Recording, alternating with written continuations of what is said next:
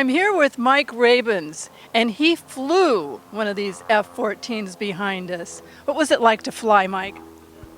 It was a thrill. It was really good. The airplane was a pleasure to fly. It had the power you wanted. It had the maneuverability you needed to both maneuver around the carrier and to maneuver in an air combat environment. And it had the weapon system that allowed you to detect the bad guys so that you could go do the job that you were meant to do, which was intercept bad guys around the carrier that were trying to do our forces harm. Would you do a walk around of the F-14 behind us here and tell us some of the stories, the amazing things you experienced? It would be my pleasure. Over my right shoulder, this is the barrel of the Vulcan Gun. Now, the interesting thing about the F-14 was they learned a lesson in the Vietnam War. The F-4 did not have a gun. It had an external gun pod that it could carry, but it did not have a gun that was part of the basic airframe. And knowing that, the Vietnamese MiGs, who were not always flown by the Vietnamese, but that's another story, could turn in front of the F-4. They knew they were inside the minimum range for the missiles, and there was no gun to shoot them. So the crew in the Navy, BUAIR, the Naval Air Systems Command, and the fighter community said, we're not going to let that happen again. So we have this magnificent gun in the F-14 that can shoot 6,000 rounds per minute. What I'd like to point out now is some of the features of the nose gear, and in particular, what allows this airplane to be hurled from 0 to 150 miles an hour over a 300-foot catapult and start flying. And it's really an amazing thing to watch. So as the airplane were to taxi into the catapult shuttle, they go to the kneel position. The airplane is in the kneel position right now. So the strut is compressed. The pilot taxis it in, and then they hand lower the launch bar that you see here. They hand lower it, and the pilot will, using very little, very minute steering commands on the nose wheel steering, will get it into the shuttle mechanism. Once it's into the shuttle, he disengages the nose wheel steering, and now the shuttle mechanism will grab that, and you can see the design at the end of the launch bar is such that all of the force that it takes, that catapult, the 300-foot long catapult, that's like a double-barrel shotgun with steam, all of the force to take a 62, 68, and finally at the end of the program, a 72,000-pound airplane and get it airborne at 150 miles an hour in a little over 2 seconds is borne by this structure right here, which connects to a titanium keel that goes all the way through the airplane and back to the tailhook that we'll talk about in a few moments.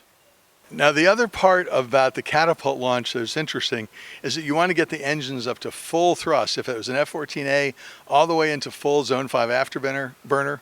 If it was an F-14B or D, all the way up to military power. And you need a mechanism that can hold the airplane. You don't put that stress on the nose bar. Instead, the Navy invented, through its various corporations, the repeatable release holdback bar. And the repeatable release holdback bar, they had a different one for each model of airplane, and it had this hydraulic mechanism that would grab a connection at the back of the nose strut and would hold the airplane at full power. So with an F-14A, you're talking about around 42,000 pounds of thrust. The D is much more, and it would hold as soon as the catapult fired. It was just enough additional force to make it release, and then the repeatable release holdback bar would fall to the ground, and the airplane would follow the catapult out and take off. Prior to the repeatable release holdback bar, they used chains, and at the end of the catapult stroke, the chains would be flung off the end into the ocean. Not very efficient. One of the amazing things about the F-14 was that with the wings forward, it had very good low handling characteristics. And in fact, coming aboard the carrier, you were flying at about 140 knots. One of the impressive things about the F-14 was that it could go from really good low speed handling characteristics, for example, flying aboard the carrier at 140, 142, 146 knots, all the way to high supersonic being above Mach 2. Now, for the engine and for the propulsion team, that was a challenge because you had to have tremendous control of the air going into the engine so that it didn't stall. But at supersonic speeds, you have to control where the shock waves were so that you could enhance the stability. And the way the F-14 did that was with 3 different ramps.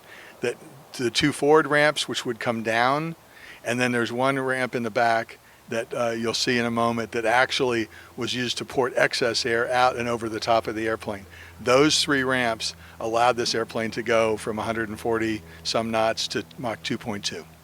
What you see here is the ramps, the 3 ramps that control where the shock waves are for supersonic flight. The first ramp and the one behind it, they actually come down to constrict the airflow and to control the placement of the shock wave.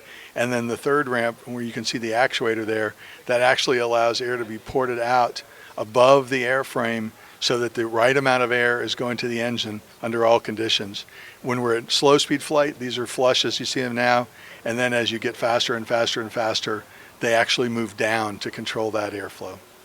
One of the most phenomenal aspects of flying this airplane was the fact that the cockpit was spacious and you could move around in it very easily. And the pilot seat, what they call the design eye position, was high enough so that coming aboard the carrier, you could actually see the flight deck fully. There was no blocked vision at all, and you had tremendous visibility over the sides too. In the back, the radar intercept officer could see over the pilot's head from his design eye position and around, so he could see very, very well all the way forward. And then through turning his head, he could actually see back and look in between the tails at the deep 6 o'clock for any kind of threat fighters. This is the only airplane that has the field of view and a field of regard that is this good. And it was a tremendous advantage in air-to-air warfare. We're under the wing now, and one of the unique features of a swing wing airplane is what do you do with the space that's created when the wings are out versus when they're aft. And so in the F-14, Grumman came up with an innovative design which is simply called the airbag. The airbag, you can see it's the darker material here, is actually inflated with air, and it's used to control that space between the wing and the top of the fuselage so that there's no air there. That turbulent air creates a tremendous amount of drag. So this airbag actually does a fantastic job of keeping that area sealed with an elegant solution. It's not complicated, it's simply air being pumped into a bag. We're going to talk about the wing for a moment, and what you'll see is the wings are in the stow position right now. They're essentially in the oversweep position, which allows you to minimize the footprint on the carrier deck. You want to take up as little space as possible on the carrier deck, and so this, rather than have a folding mechanism like many other Grumman cats did, this actually was a wing sweep feature. Normally, the furthest aft the wings could go is 68 degrees. You see them at 75 degrees here. At 68 degrees, the plane was poised to fly Mach 2.2. And then, depending on the aerodynamic forces and the Mach and other environmental factors, the wings would actually come all the way out and sweep. The wing sweep was a very smart system that had interlocks so that when you were at slow speed flight, the flaps and slats could come down. You got to a certain point, the flaps would go up, and you just have maneuvering devices. You got to another point where none of that is needed anymore, and it's all up and tucked away as you're approaching supersonic. And the control of that mechanism was one of the truly remarkable features of the F-14.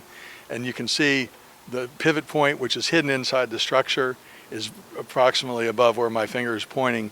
And the designers did a tremendous job of having all this wing motion with very little change of trim. As a pilot, things were programmed to trim automatically, and they worked very well. You did not have to work to compensate as the wing swept in and out.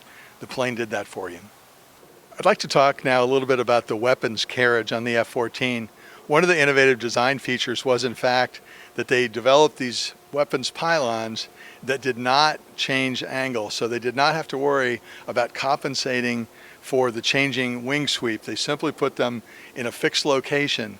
This was Station 1, and on Station 1 you could mount a variety of weapons. The first thing, coming out from the side of Station 1, you could carry a Sidewinder, the AIM-9, which by the time the airplane retired was the AIM-9X variant.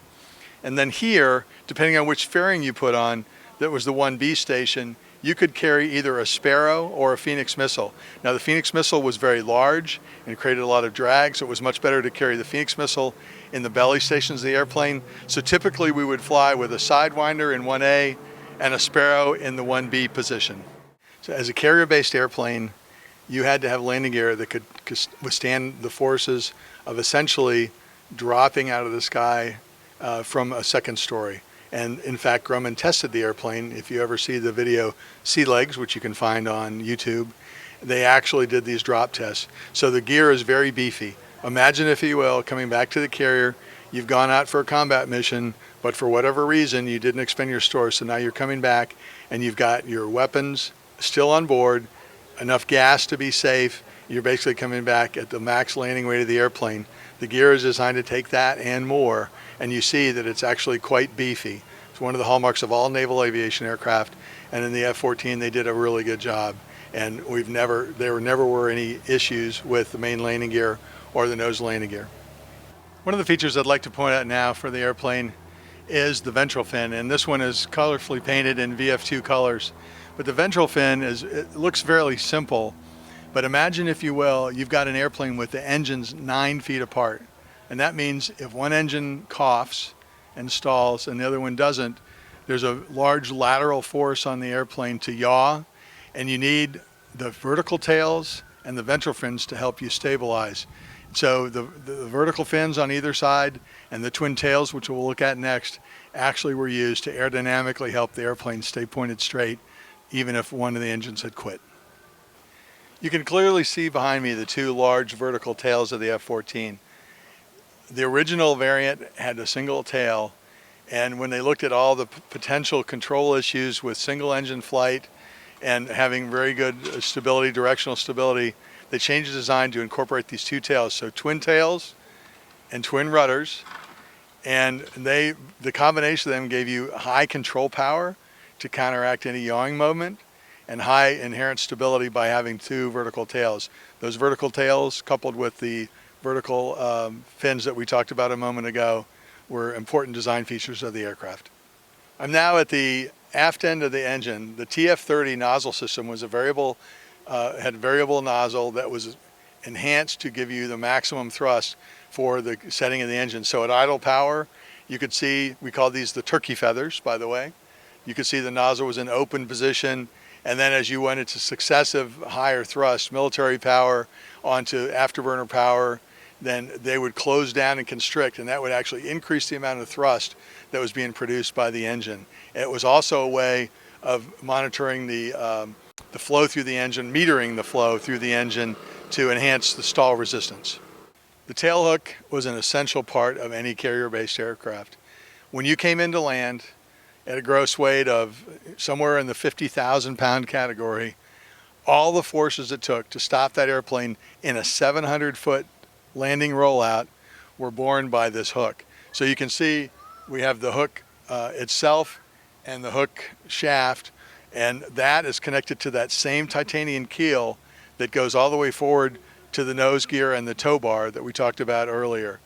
These hook points were good for 100 landings, and then they were thrown away, or if they wore earlier, they were thrown away. On the steel of the carrier deck, this edge of the tailhook would often get worn, and as soon as it was worn, they would replace it rather than risk having an airplane come in and land and not catch the wire because it wouldn't get caught up on this lip that I'm pointing at now.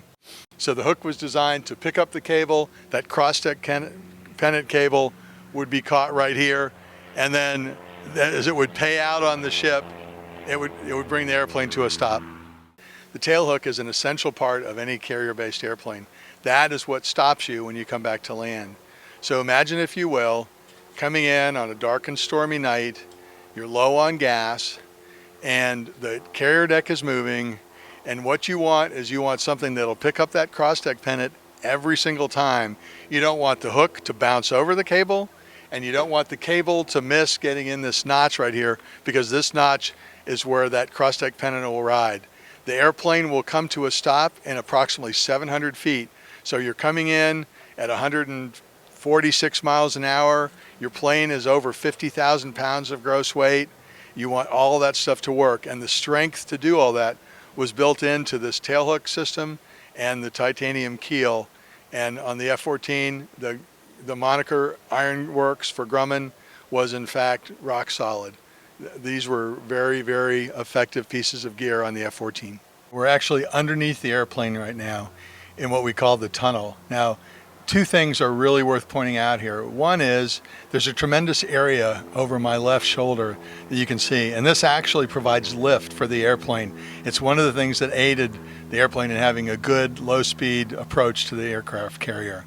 The other thing that's important is that this area was perfect for those missiles. The Sparrow missiles would actually nestle in to cavities so that only half of the missile was showing, and you could carry 4 Sparrow missiles in the belly of the airplane, or you could carry 4 Phoenix missiles on their weapons rails, or you could actually have 2 Phoenix and then 1 Sparrow behind. So you had a lot of variability that you could do.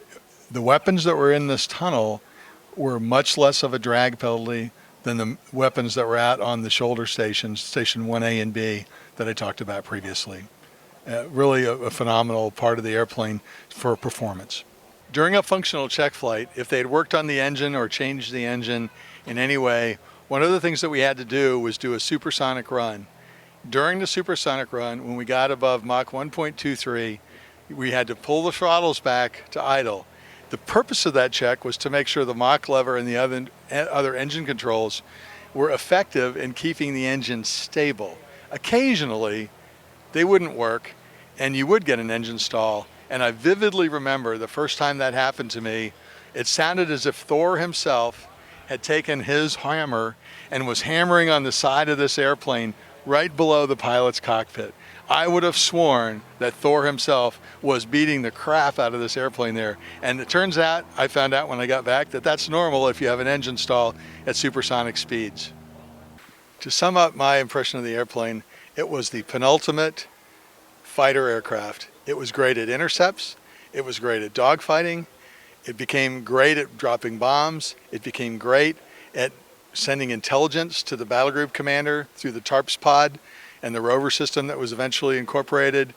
It was a fantastic airplane to take out to meet the enemy on the enemy's ground and to do damage to the enemy so they could not harm America. It was a wonderful airplane to fly, and I hold very dear the memories of flying this aircraft.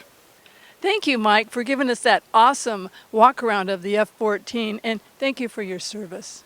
It was absolutely my pleasure. I've enjoyed the day here at the Western Museum of Flight. I love talking about the F-14, and I love our country, and I'm happy to have served it.